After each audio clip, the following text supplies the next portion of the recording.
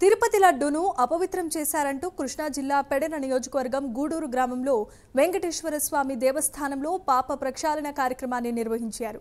స్వామివారికి ప్రత్యేకమైన పూజలు నిర్వహించి Janasena central co convener Dasari Satyanarayana YCP ఒక మతమని పార్టీ కాదని ఎద్దేవా చేశారు. రాష్ట్రంలో సనాతన ధర్మం ప్రవేశపెట్టాలని ధైర్యంగా మాట్లాడిన వ్యక్తి ఎవరైనా ఉన్నారా అంటే అది డిప్యూటీ సీఎం పవన్ కళ్యాణ్ ఒక్కరేనని ఆయన కొనియాడారు.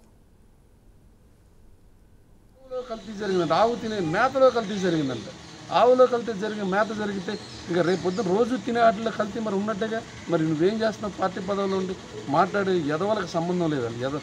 వాడికి ఎలా మాట్లాడుతున్నారు? ఆవులో మేతలో కల్తీ జరిగి ఆ కల్తీ వల్ల నెయ్యి పాడైపోయింది, ఆ నెయ్యిని తిరుపతి ప్రసాదంలో వాడుంటారు అని ఎక్స్ప్లెనేషన్ ఇచ్చిన ఎదవలు వైసీపీ పార్టీలో ఉన్నారు.